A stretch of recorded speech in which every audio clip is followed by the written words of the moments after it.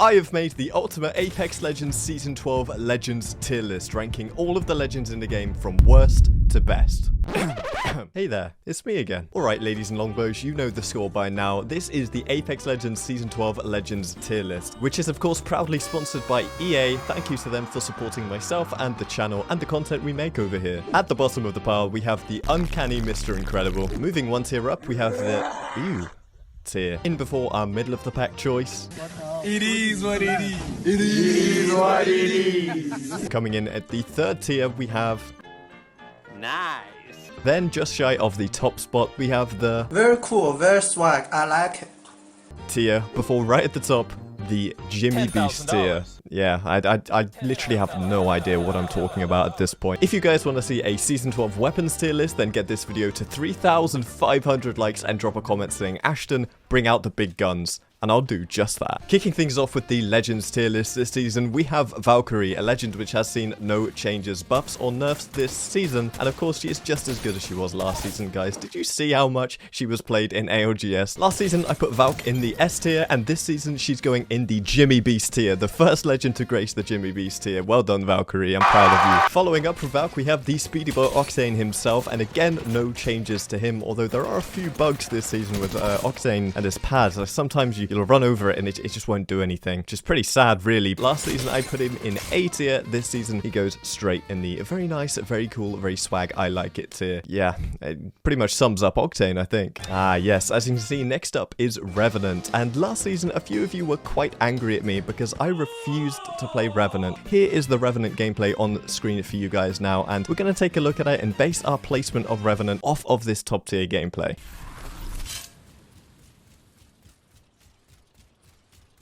And as you guys can see, some absolutely top tier Revenant gameplay for you there. So we're going to place him straight in the Uncanny Mr. Incredible tier where he belongs. May he die there. I really don't like Revenant, guys. I'm so sorry. Loba Andrade, the legend whose abilities consist of the Booty Bracelet and the Black Market Boutiques.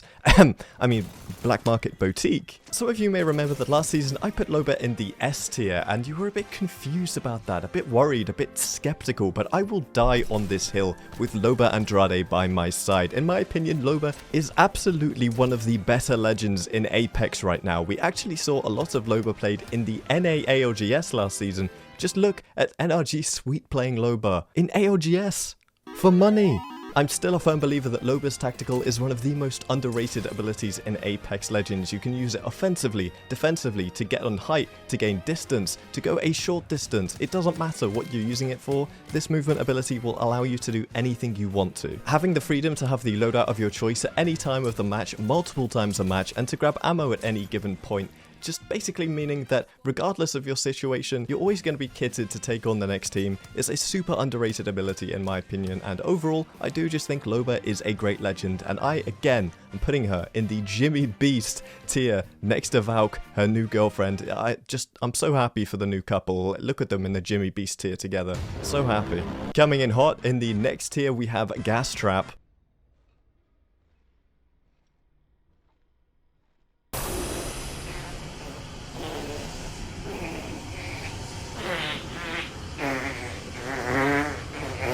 Yeah, I think we can all agree this goes down here. And if you're enjoying this video, then please consider subscribing to the channel. A whole big old percentage of you guys are not yet subscribed, and yeah, it would be pretty neat if you did. So cheers. My boy Pathfinder is up next, and he is still the same big old fridge that he was last season, and nothing much has changed with him, so he can slip right into the very nice, very cool, very swag, I like it section. I'm not going to do Mirage quite as dirty this season because I can't put him in that bottom tier with Revenant. I just can't do it this season, but he is going in the U tier because these abilities, they just don't stack up with the likes of Valkyrie and Loba and other legends in the S tier or Jimmy Beast tier this season. Sorry, Mirage.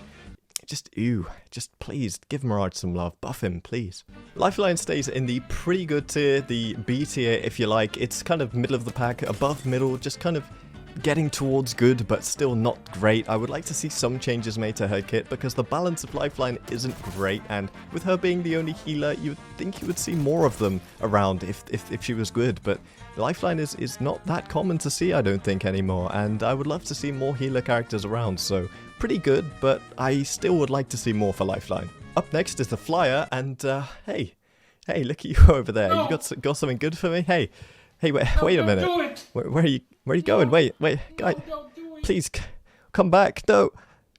No. Oh, well, he seemed like a friendly chap, so he's going in the it is what it is tier, I think. Up next is the Space Mom herself, Horizon, and again, she is just absolutely amazing this season. No changes to her, but she didn't need any. I think she's in a really good place. Similar to where she was released, but not too overpowered now. I think she's in a really good balanced spot. But that being said, she's a bunch of fun, super effective at what she's meant to do, and for me, it's impossible to put her any lower than Jimmy Beast tier. Now then, the boy Crypto, he's had a whole bunch of changes this season. His drone got updated so that it now scans at a wider angle, a bigger eye, basically. The drone has a big old eye now, and it actually scans people. As I've said before in previous videos, I feel like in the past, Crypto's drone wasn't actually very good at scanning people, but now it does its job, and when you fly it near people, it will scan them. That's a good start for sure. I feel like the way Crypto's drone has now been worked, that you can throw it out a small distance and it will scan for you, is a good start. It means Crypto doesn't always have to be in his drone to get any use out of it at all. I think my overall assessment of Crypto hasn't really changed much with this buff. I mean, he's better for sure, but he's not amazing, and I don't think it's that much of a buff. I just think it's a little bit of a quality of life change. I really am not getting that much more from him, so for me, he has to remain where he was, and this season that puts him in the it is what it is tier. On the complete other hand, though, we have Gibraltar, the boy who's always been in S tier for every single one of my tier lists, and I'm just gonna tell you right now, he's in the Jimmy Beast tier again. Once again, the boy is absolutely amazing, and a bunch of people thought that with Mad Maggie coming into the game, maybe Gibby would not be quite as good this season, but I'll have you know, he is still just as good as he always has been. That Maggie drill, it ain't putting him off at all. Moving up a space from last season is Wraith, a character which I just can't make up in my mind where she belongs, because one minute I think she's just one of the absolute best legends in the game, and the next minute she's good, but she's not quite up there with the rest. But I can't make up my mind, guys. I really can't. This season she's had, again, nothing changed to her kit, although I got this weird bug. Follow the tunnel. Portal placed.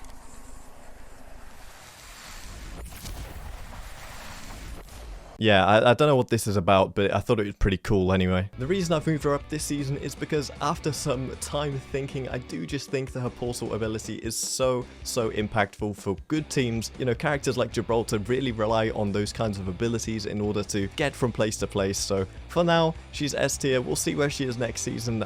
I'm not sure yet. I really don't know. A legend that I definitely am sure about, though, is Fuse. Potentially the most mid character in the entirety of Apex. Like, right now, with the buffs he's had and the changes he's had over the seasons, he's just meh.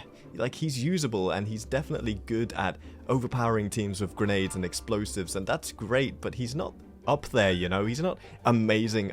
He's just alright. Up next is the Spider, and yeah, Opening Bangalore up next to Lifeline in the pretty good tier. Again, I always say it, Bangalore is the most balanced legend in the entirety of Apex in my opinion, and she's great fun. I know there's been a few bugs with Bangalore's smoke this season where Bangalore can see her enemies in the smoke and the enemies can't see her. That causes a bit of a problem, but again, there's so many scan legends in the meta anyway, I don't think it matters that much. But I can't let bugs influence where I place characters on the tier list, so for me she just goes in the pretty good tier. I think she's great. Joining her in the pretty good tier is Mad Maggie. Look at that, it kind of looks like they're like angry at each other, like grrr. Yes, the latest legend to Apex Legends is alright. I think Mad Maggie is a good addition to the game as a whole. I think her abilities are okay in certain situations. I don't think they're amazing, but I think in the right hands and in the hands of an experienced Maggie main, hashtag Maggie main, I don't know, it sounds kind of weird to me, I don't know why. But yeah, I think she's pretty good. I don't think she's absolutely amazing, I don't think she's a game changer, but she has her utilities, and I think that puts her pretty nicely in the pretty good tier. Up next we have Bloodhound themselves, and this season I again reevaluated my positioning on Bloodhound, and I'm going to put them in the Jimmy Beast tier. We see Bloodhound on pretty much every team in Pred lobbies these days. When I play Pred lobbies, 9 out of 10 teams have Bloodhound, and that that's a good sign that Bloodhound has a lot of utility for a team. Just having that one button that can scan and reveal the positions of enemies and give you that intel when going into a fight is absolutely massive for getting the information on areas you should push from, areas to avoid, all that kind of stuff. And that ultimate ability just comes in so big with that extra strafe speed and unlimited scans. It's just such a good ability. Now, we saw Caustic have a bit of a nerf this season where his barrels can be destroyed after they've been ignited, and so many people thought this would be the end of the Stinky Man himself, but I'm here to tell you that that is not the case. I don't think Caustic has seen a major issue with this. I think the barrels were probably in need of this change, in my opinion. To be able to destroy them is a good change, but I don't think it majorly changes the way Caustics play, because the barrels are often hidden out of sight anyway, and if you're fighting in the gas, you're going to be wanting to shoot the enemies rather than the gas, right? With all that being said, in my opinion, Caustic is what he is. He's alright now. He's not amazing, and that's great because he was too overpowered at one point, but he's also not terrible. He's just meh now, and that's great. And next we have Rampart. Ugh. Who plays this legend? Like, why? And then we have Big Stomp, everyone's favorite animal in the entirety of Apex. What's up, Big Stompy? How you doing? If you want some, I'll give it you. Yeah, Jimmy Beast here for you, mate. I think we can all agree at this point in Season 12 that Ash is pretty good. Not amazing. I mean, Ash has her abilities, the sword to slice through space and time to go about 5 meters. It's pretty cool, right? I know. I think the weakest part of Ash's kit is definitely the tactical. I don't think it's that impactful, and I think over the next few seasons we'll probably see a few changes to it, but as she is right now, her passive is pretty useful, and her ultimate ability is great for just getting your team from point A to point B. So yeah, Ash is just, she's pretty good, but she's not amazing, so yeah. Watson has to go right next to Caustic for me. I just don't think she is that great of a defensive legend. I've never really thought that, and I don't think the changes to her have been that helpful in elevating her at all. I think honestly she is just very slow, and no one likes playing slow characters in Apex, let's be honest. Again, I love Watson as a character, but as a legend and on her abilities and the way she plays, I just can't put her any higher than it is what it is. And last but not least, we have Seer. I said last but not least, but to be honest, Seer might be the least played legend on the game. He's so boring. And for all the work that you have to do to get 1 or 2 people scanned with Seer, you could just press one button with Bloodhound and probably scan the entire team, if not more people on the entire enemy team. Maybe you're going to scan another enemy team, because Bloodhound's scan is better than Seer's scan, and that sucks, because with Seer's scan you have to put in so much more work. Sure, you can make the argument for Seer's ultimate being better than Bloodhound's ultimate, but that's actually debatable in my opinion, and although Seer's ultimate is pretty good, I'll be honest, it's pretty good. If you can catch all enemies in it, it's really effective when you're making a push. For me, it's not going to be enough to save him from the tier. I just think Seer needs a lot of work. I don't think he needs to be as strong as he was at launch, because that was absolutely busted. But just the way his kit works in general is a little bit lackluster for me. If you guys made it this far, make sure to leave an Captain in the comment section down below, and I'll see you in the next video. Take it easy.